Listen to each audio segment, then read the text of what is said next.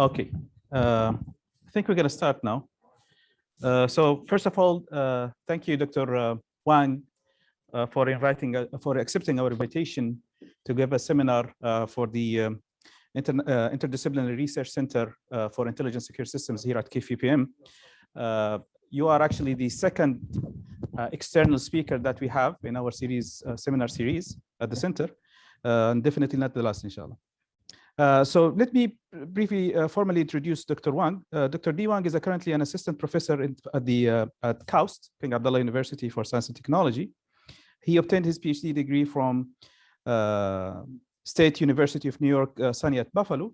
He obtained his bachelor and master degrees in mathematics from Shandong and the University of Western Ontario, respectively. During his PhD studies, he has been invited as a visiting student to the University of California, Berkeley, Harvard University, and Boston University. More importantly, his research areas include differentially private machine learning, adversarial machine learning, interpretable machine learning, robust system estimation and optimization. He has received the SEAS Dean's Graduate Achievement Award and the Best CSE Graduate Research Award from SUNY Buffalo. So on behalf of the Research Center, on behalf of my colleagues here, would like to welcome you, and I'll leave the floor to you now. Okay, thanks, and thanks for the invitation, and thanks for your listening.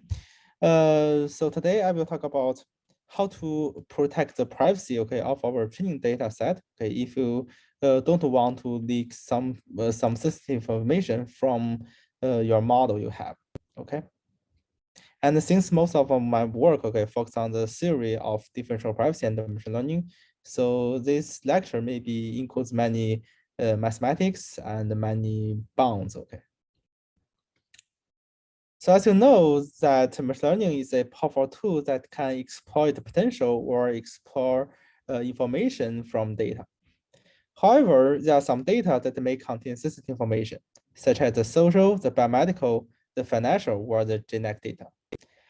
And due to the privacy issue, we cannot implement these machine learning algorithms directly on the sensitive data. For example, we know that all the biometric data, they are held by some organizations, such as hospitals or physicians. So if we want to implement their data set, we need to address the privacy concern, okay, or privacy issue, okay.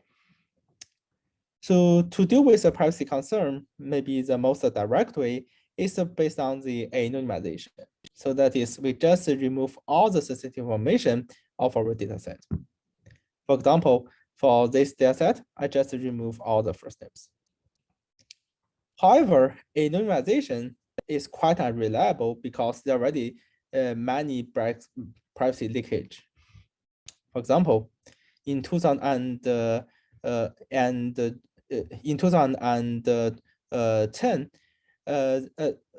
Netflix canceled its second price, okay, due to some privacy lawsuit, because it has been shown that we can use the because we can use some information from the IMDb dataset, okay, to get some privacy attack to the Netflix dataset.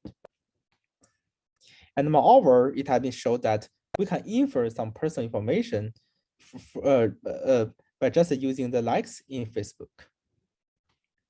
And a recent study shows that we can re-identify almost all the Americans by just using a data set that only consists of 15 features. So instead of publishing some anonymized data, even if we just want to release our machine learning models, it is still possible to cause a privacy breach. And the previous papers already shows that there are many kind of privacy attacks, okay, to the machine learning models, such as the model inversion attack or the membership inference attack. So what we can learn from these accidents? We know that heuristic methods such as anonymization are quite unreliable because they are fragile to the state information. So we need some probable privacy guarantees. Differential privacy is a strong mathematical definition of privacy, which was proposed in about 13 years ago, and now it has been deployed in both industries and government.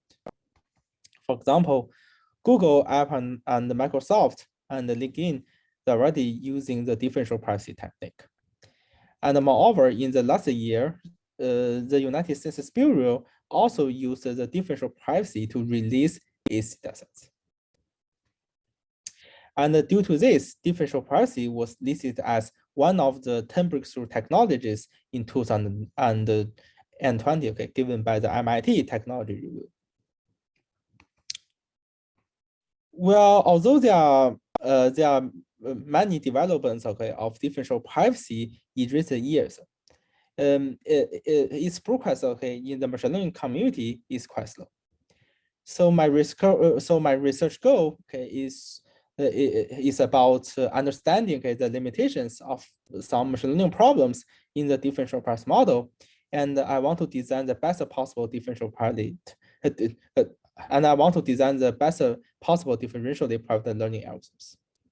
So my research area is called the differentially private machine learning. But what is the differentially private machine learning? So recall in the classical machine learning, we have a data set and some learning tasks. And finally, we want to get some estimator or some classifier. But in the differentially private machine learning, we have additional constraint, that is a price model. And finally, we want to get some private estimator or some private classifier. However, designing algorithms in the differentially private machine learning is not very easy because there are so many challenges, especially the challenges from the data, from the price model, and from the learning tasks. And in my past several years, I have several papers, okay, on how to addressing each type of the challenge. Okay, and today I will talk about some of my results. So next, I will first give a brief introduction about differentially private machine learning, and then I will take the empirical risk minimization problem as an example to show how do we address the challenges from data, from the price model, and from learning tasks. And finally, I will give some future research direction of this area. Okay, so now I will give some brief introduction about differential privacy. So recall in a database system, we have a data set which stores which includes each individual's data record. And this data set is stored in some trusted curator. When there is some data analyst, he will give the query to the curator, and then the curator will give the answer back. However, as we just mentioned previously, it is also possible there is some adversary who want to infer some personal information from the training data. So what differential privacy do is adding some noise or randomization in the computation or in the algorithm. And specifically, it wants the algorithm to have the following property. That is, if we change any individual's data record of the data set by another one. Okay, for example, here we change Anne's data record by Amy's data record. Then the distributions of output, okay, of these two cases will be almost the same. Okay, so that is the goal of the differential privacy. So that even if the adversary can get the result, he still cannot infer whether Anne is in the dataset or not, because the distribution of output in the case where Anne is in the dataset is almost the same as the distribution of output in the case where Anne is not in the dataset. Well, that means that the data analyst will get almost the same information if we change any individual's record by another one. And mathematically, we call a randomized algorithm, okay, is epsilon delta dp if for all the neighboring data sets, okay, so here the neighboring data sets that they just differ by one individual's data record, okay, and for all the events or for all the possible of outcomes, okay, we have the following inequality of the two probabilities. Okay, so that is differential privacy is a property of a randomized algorithm. So here we can see that there are two terms in our definition. One is epsilon and the other one is delta. Here, the epsilon measures the closeness, okay, of the two distributions. Okay, that is, when epsilon is slower, that means that our algorithm will be more private. And when epsilon is larger, that is a non-private. Okay. And the delta means that the probability that this ratio is not bounded by 2 epsilon, what we call the probability of failure. Okay. And specifically, when delta is 0, that means that when the two distributions they are uniformly bounded, then we call our algorithm is epsilon DP. Okay. So actually, there are many basic properties of differential privacy. The first one is that if we have some output, okay, that is run by some DP algorithm, then for any post-processing procedure, okay, on this output, the whole algorithm will still be DP. Okay, so that is the DP property will be closed under the post-processing. And the second one is that adding some noise or adding some Gaussian noise to the output of our algorithm can ensure epsilon delta DP. But how many noise we need to add? If we want to ensure epsilon delta DP, okay, then adding the noise that is proportional to big delta over epsilon can ensure it. So here the big delta is the maximal L2 norm of the query value changed if we change one data record in our data set, or we call it as the L2 norm sensitivity of our query. Okay. So you can see that when we want to make our algorithm to be more private, that is when epsilon is smaller, we need to add more noise. So you can see that there's a trade-off between our utility and the privacy. And the third one is almost the same as the second one. That is, if we want to ensure epsilon DP, then adding some Laplacian noise to the output can ensure it, okay? And here the noise we add should be also proportional to big delta over epsilon. But here the big delta is the maximal L1 norm, okay, instead of L2 norm in the Gaussian case. So besides the differential price model, there's another model which is called the local differential price model. And the main difference here is that now our curator is untrusted. So that is in the distributed setting, okay? So each user will get his or her own data set, okay? So compared with the previous central DP model, we can see that here the main difference is that it is distributed. So because the curator is untrusted, so each user cannot send her or his data directly to the server. All the information must go through by some private channels, or must be processed by some private algorithms. Okay, and in the local differential privacy, we constrain these channels to satisfy the DP property. So that is a definition of local differential privacy. So based on different types of DP, we have epsilon LDP and epsilon delta LDP.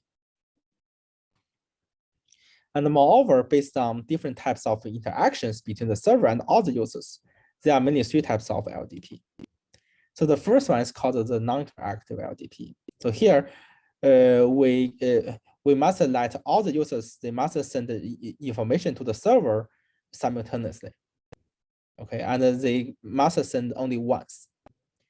So the procedure of the protocol should be, first the server sends the messages to all the users, and then all the users, they give the feedback simultaneously. Okay, and the server do some computation and we have the output. And the second one is called the sequentially interactive LDP.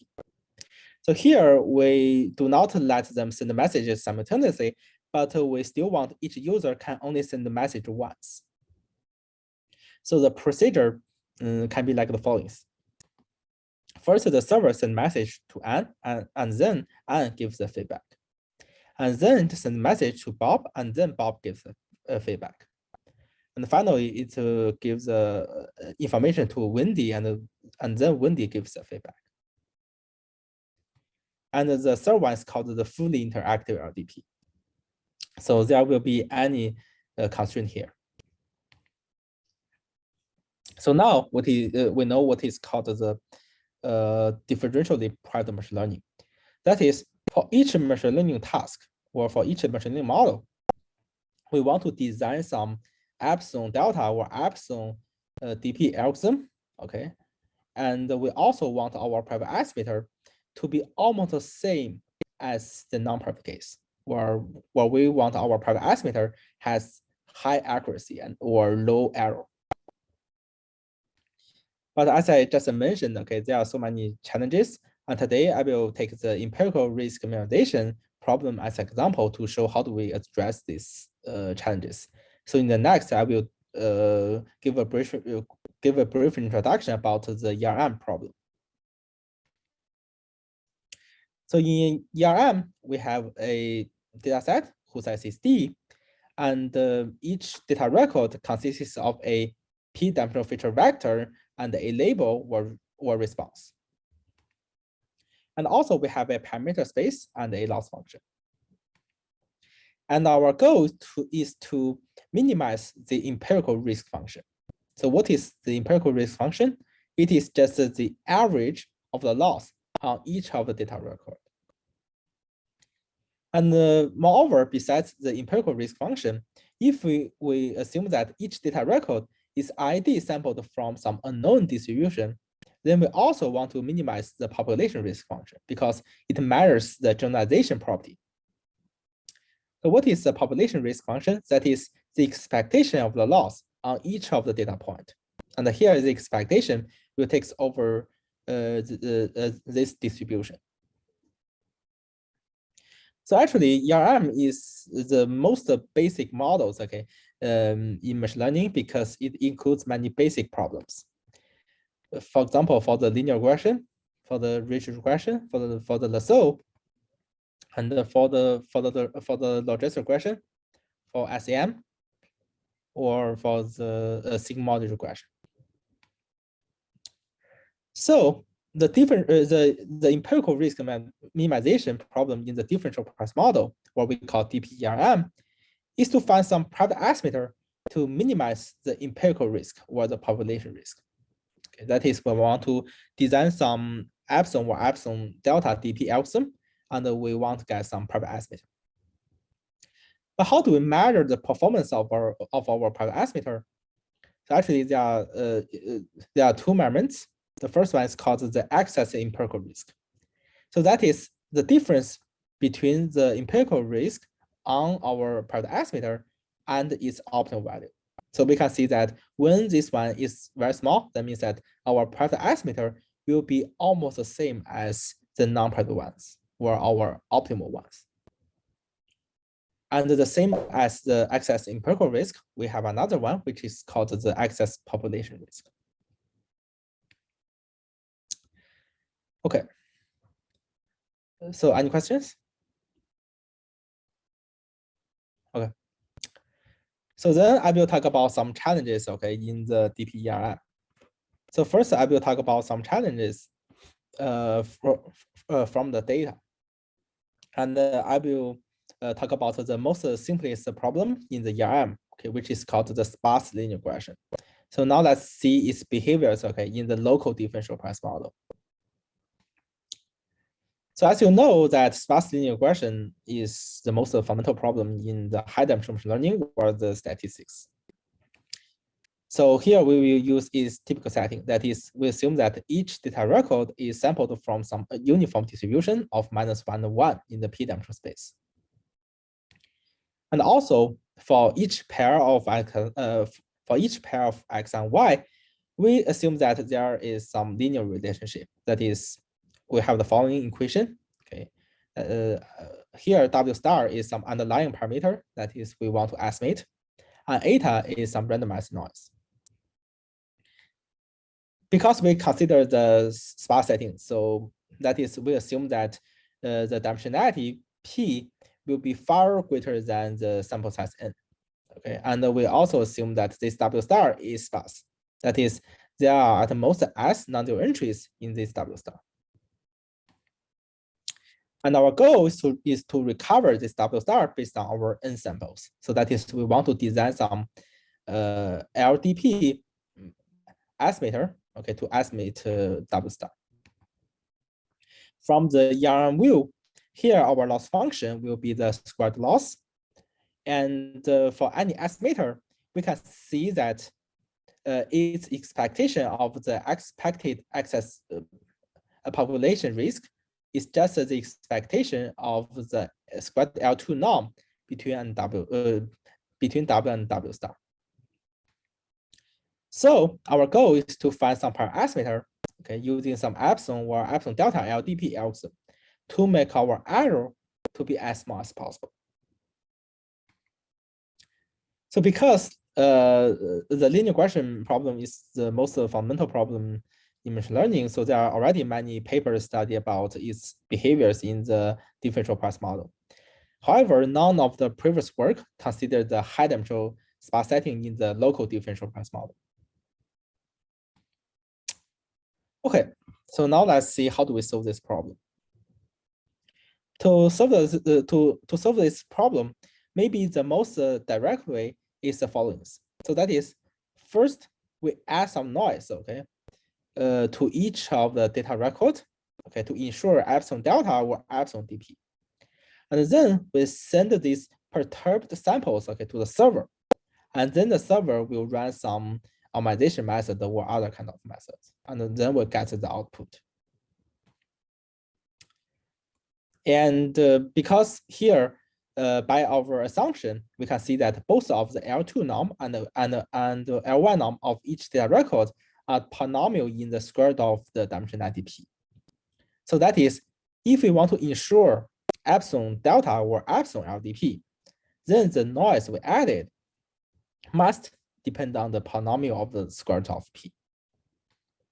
So that is, our final estimation error, okay, will depend on the polynomial of the dimension p. However, we know that this is in the high dimensional setting. So when p is very, very large, that means that our error will be very, very large. So that is, the error of our private estimator will be very, very large. So our question is, can we do better to get avoid of this polynomial dependency on the dimensionality p? The answer is no. Okay, we show that there's a case that for any epsilon non-interactive LDP algorithm, okay, its output must has an error which is lower bounded by p log p over n epsilon square, even if there's only one non-zero entry in the W star. So that is, when in the high dimensional setting, you can see when p is far greater than n, then this error will be very, very large.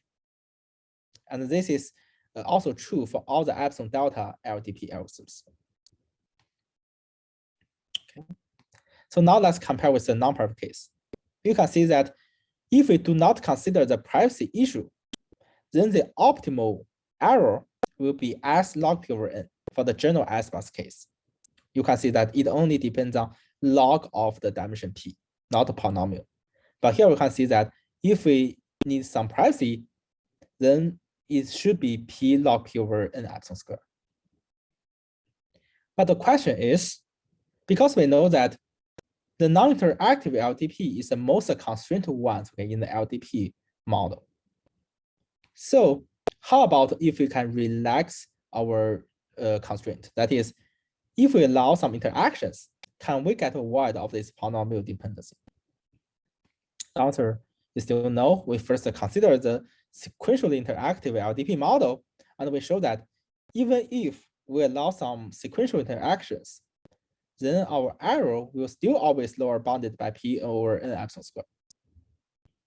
And moreover, we extended the result to all the fully interactive LDP models, okay, if the number of rounds is less than p. Okay, and we also show that these two bounds are optimal if p is less than n. So that is, it is highly unlikely to get avoid of the polynomial dependency of our error. But our observation is that in all the previous cases, our error are all the squared L2 norm of the difference between W and W star. How about if we relax our measurement of error? For example, let's consider the most simplest case, that is when W star is just a one sparse. So now instead of estimating the whole vector, we just want to estimate the magnitude of this non-zero entry in W star. Well, mathematically, we can use this new measurement of error. For example, when our estimator is 1, 0 and W star is 0, 1. So we can see that the error under this new measurement will be 0. However, it will be 2 in the previous measurement.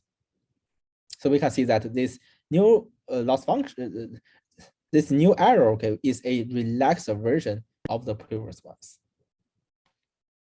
So we studied the problem under this new measurement, and we show that even if we allow some interactions, then our error bound is still lower bounded by something related to P over N. Okay, so far we have shown some negative results, but the question is it really impossible to use this to combine sparse linear regression and the local differential privacy? So actually the answer is no. We show that at least there's a class of scenarios where we can still use it. The motivation is that in many scenarios, protecting the whole data set is quite strong. For example, in the social science, the social scientists, they always want to infer the relationship between the income and other variables, such as the gender, the age, or the education level, by using some linear regression model. And actually, when they conducted this kind of research, they can use some public, but actually they can use some public demographic data. So in this case, what they need only to protect is the income of each individual. So that is there is a class of scenarios where keeping the responses to be private only is sufficient. So then we consider the case where we just want to keep our responses to be private. So in this case, actually we can do almost the same thing as in the previous algorithm. That is, each user, they just perturb their response by adding some noise. And then the user uses perturbed responses and the public variables and run the lasso on this data, and we can finally get the output. So because each response is just a one-dimensional, so adding some noise will not affect too much our final error. And moreover, we can show that for this algorithm, its output has an error of less log P over N epsilon square. So we can see that here it only depends on log of P instead of polynomial of P in the previous cases. And moreover, we can show that this bound is optimal. So now let's compare with the private case and the non-private case. We can see that the only difference is that we only have an additional factor of 1 over epsilon square. So we call this one as the price of epsilon LDP. So to summarize, we studied about the sparse linear regression model in the LDP model. We first show that if we want to protect the privacy of the whole data set, then it is highly unlikely to get some non-trivial upper bound in the high dimensional case, even if we allow some interactions where we allow some relaxed measurements. And this is quite different compared with the non-private case. However, if we just want to private the responses to be private, then we can get some non-trivial upper bound compared with the non-private case. And compared with the non-private case, the only difference is that now our number of the efficient samples will become to N epsilon square from N. So that is the first part. So then let's move to the second part. That is some challenges, okay, from the price model. And today I will just want to talk about the convex ERM problem in the non-interactive LDP model.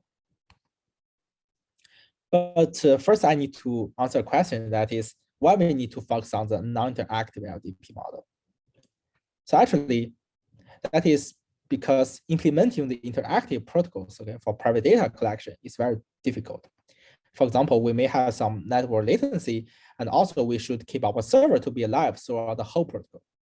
And due to these reasons, recent deployment, okay, by some big companies, okay, for the differential privacy are all the non-interactive LDP answers. So now let's consider this problem. Actually, DPRM in the non-interactive LDP model is quite difficult. The main reason is that now we cannot use the gradient descent or the stochastic gradient descent based method. Why? Recall that in the gradient descent, we need to do the update like this. And in each update, we need to calculate the gradient of our current parameter WT. So that is calculating the gradient needs one round of interaction of our protocol.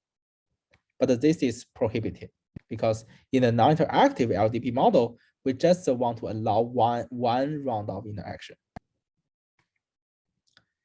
So to solve the problem, maybe is most directly is quite similar as the previous one. That is, we just perturb our samples and then we send to server, and the server will run some optimization method.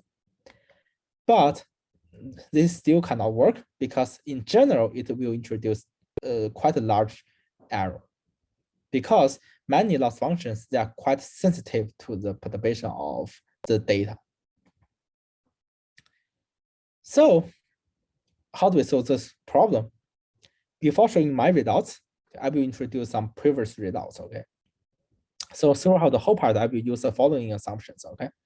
And in 2017, okay, there's a paper which appeared at the IEEE Secure and Privacy Conference.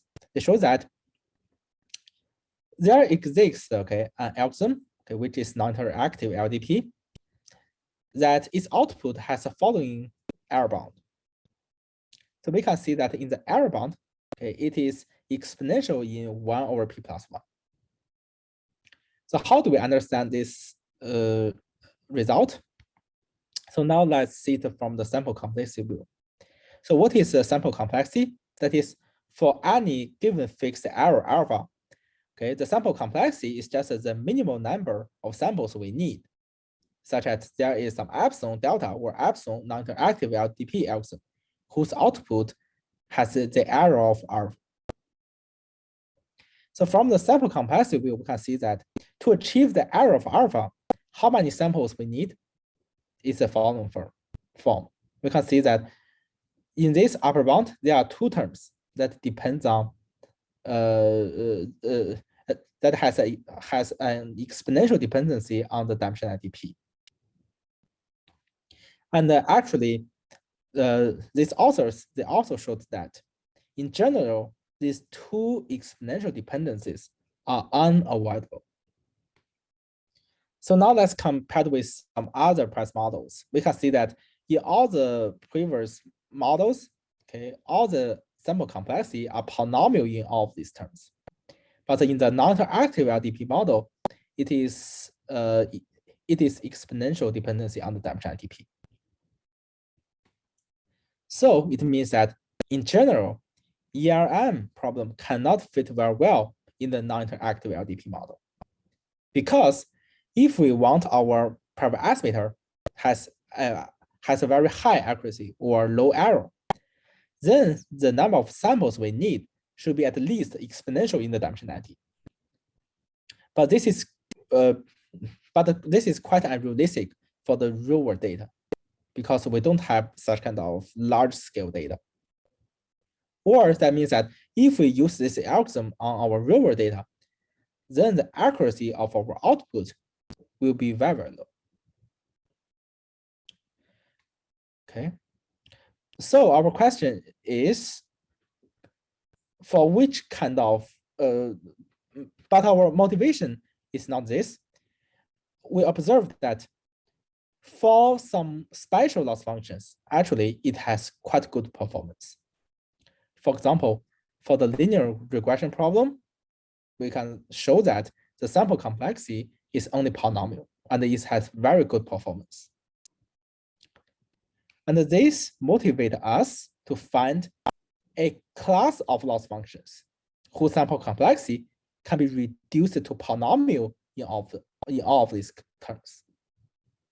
So actually, this is our main goal. Okay, we want to find a class of special loss functions that has some good performance. Okay, just as the linear regression. But actually, this problem is still very hard because we can see that in general there are two terms that depends on the exponential of p. So we first consider the term of 1 over alpha, okay, to simplify our problem. So our first question is, for which kind of loss functions a sample complexity can be reduced to only polynomial in 1 over alpha? And we show that for some infinitely smooth loss functions, we have this property.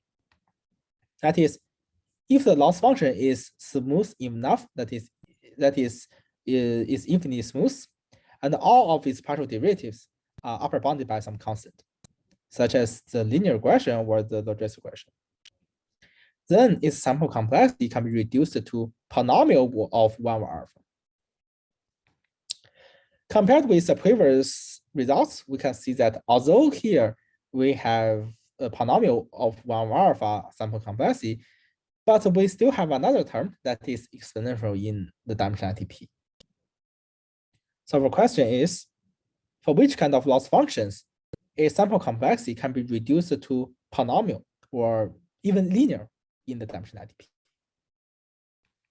And we show that for the generalized linear convex function, we have this property.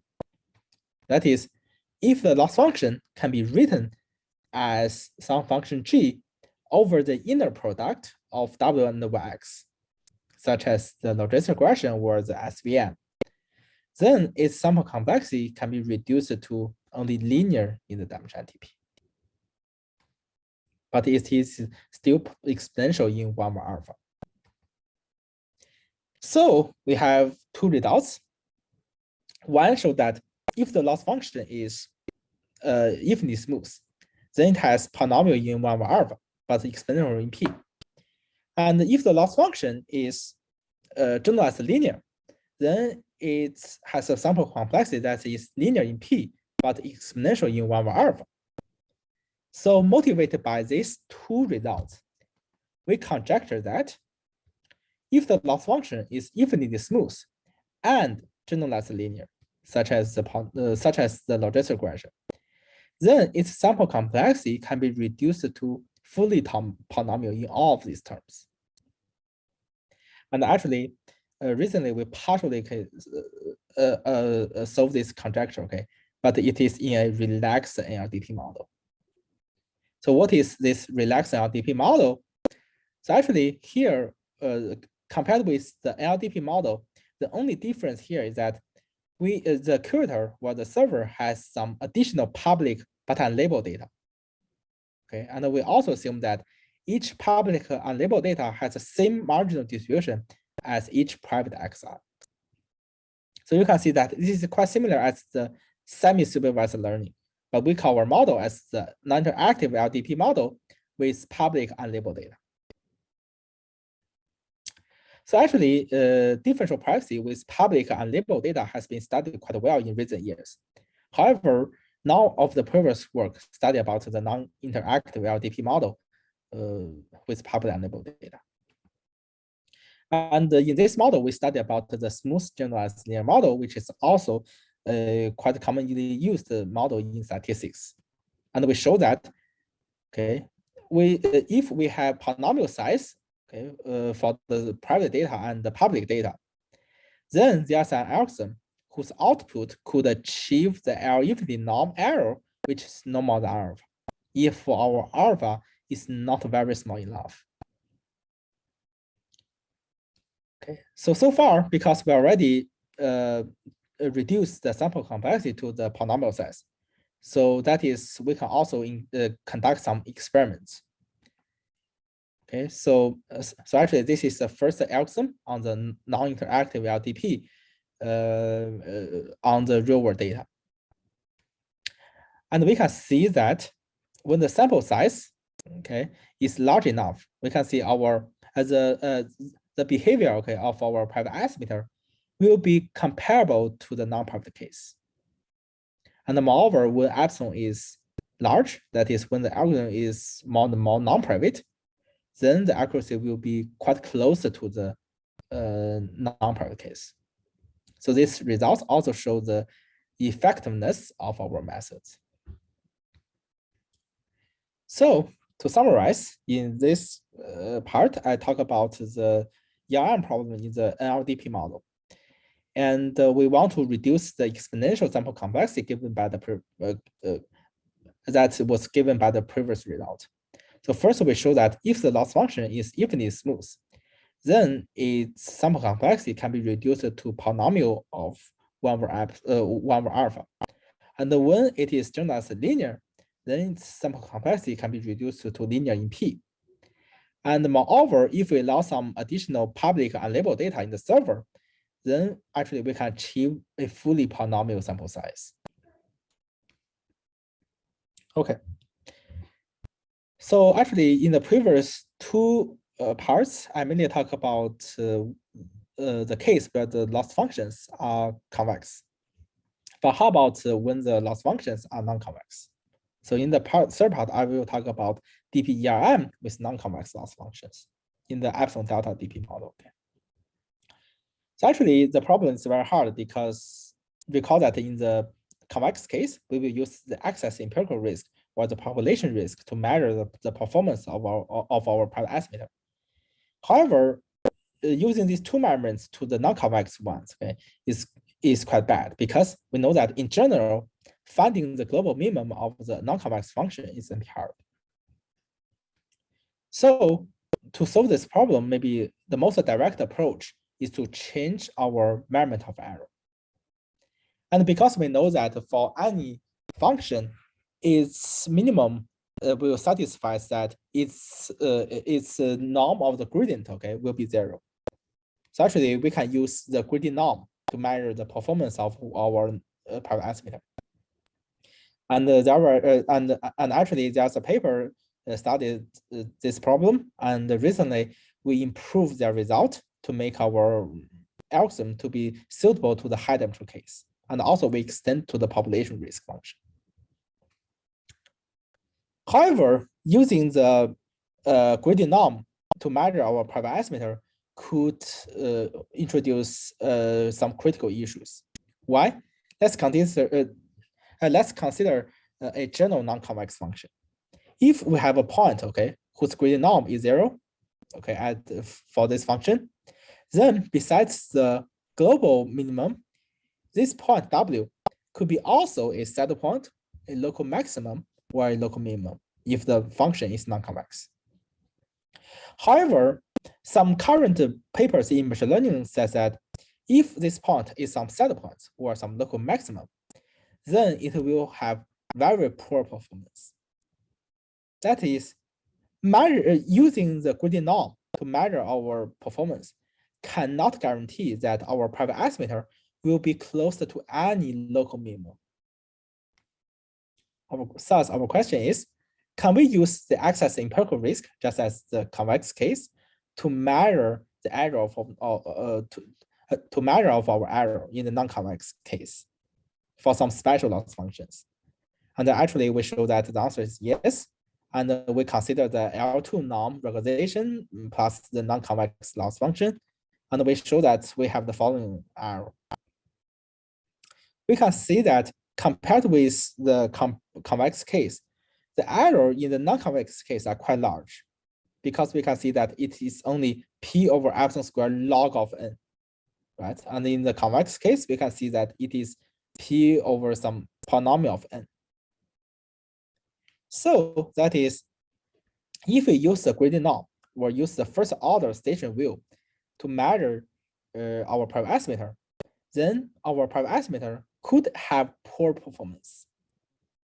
However, if we use the global view or the excess empirical risk, then the error will be very, very large.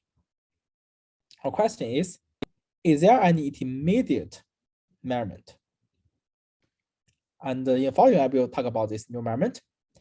So actually, we will see, we will go back to the non-convex loss function, and we will see its second order information, okay? That is, we will consider the minimal eigenvalue of the Hessian matrix of this point. So actually, when the minimal eigenvalue of the Hessian, okay, matrix is greater than 0, then this point, okay, will be a local minimum. And when it is 0, then this point will be a local minimum or a saddle point. And when it is less than 0, then we call this point as a strict saddle point. So actually, a key observation is that many previous papers showed that there is a wide range of non-convex problems in machine learning that all the saddle points are strict saddle points. So that is, for a point W whose gradient norm is 0, when its minimal eigenvalue of the Hessian matrix is greater or equal to 0, then it must be a local minimum. Okay, and moreover, we can also show that for these machine learning problems, all the local minima are global minima. So it is enough, or it is sufficient for us to find a local minimum. That is, we want to find a second order distribution point. And because finding this one is generally still will be hard, so we will relax it by an error of alpha. So we define the alpha second order distribution point. So that is, we want to find a point that satisfies this one. So our question is, can we get an alpha SSP for the empirical risk function in the epsilon delta DP model? And we show that when the sample size, okay, is large enough, then it is possible. That is, we can privately find an alpha SSP. And recently, we improved the result, okay, of the sample complexity by a factor of p to 1 over 4. So to summarize, if we use the first order distribution wheel, we can see that our sample complexity is low, okay, to achieve the error of alpha, but we cannot guarantee that we have good performance. However, if we use the excess risk to measure our private estimator, then the sample size we need should be exponential. Okay, that is, our error will be very large. However, if we use the second order distribution wheel, we can see that although we have a slightly larger of sample complexity compared with the first order case, but here we can guarantee our private estimator will have good performance for a wide range of loss functions. Okay, so in the final part, I will give some future directions, okay, of this research. So the first one is the data. So in this lecture, okay, I mainly assume that our data is quite regular. However, we know that most of the data set in biomedical or financial, they are quite irregular. For example, they are unbounded or even heavy-tailed, or they contain some outliers. The main problem is that when we use the previous algorithms on these data sets, all the previous methods will be failed to guarantee the differential privacy property. So that is, to handle these data sets, we need to design new algorithms. So the first topic will be DPERM with irregular data sets. And the second one is some future works come from the learning tasks. So in this lecture, I may talk about the pointwise loss function. That is, the loss function will involve just one data record. However, in many scenarios, we need some more complex loss functions. For example, in biomedicine, we always want to find the similarity between two patients. And actually, this problem is called the metric learning or the similarity learning. And now its loss function is pairwise loss. That is, its loss function will involve two data points. So one of the future direction will be DPERM with complex loss functions. And moreover, because we know that currently deep learning has been successfully used in biomedicine or other areas, but there's no current research on the theoretical performance, okay, of deep learning with differential privacy guarantees. So how to study this problem is still very hard. And another one is come from the price model. So today I just mentioned two price models, one is DP and the other one is LDP. However, there are still many intermediate price models, such as the federated learning setting, the shuffle model, or the multi-party DP setting. So one of the future direction will be understanding the gaps between these models and also how to design algorithms, okay, in these models, in this relaxed models. And another direction is how do we combine other privacy preserving techniques, such as the homomorphic encryption or the multi-party secret computation with differential privacy to enhance the privacy preserving behaviors, okay, of our current algorithms or of our current machine learning problems. So finally, I would like to thank all of my supports and my collaborators. So that's all for my talk. Thank you very much. Okay, thank you so much, Professor Wang, for the interesting presentation. So I think we have some time to receive some questions. I don't know, maybe any questions in the audience, in the room?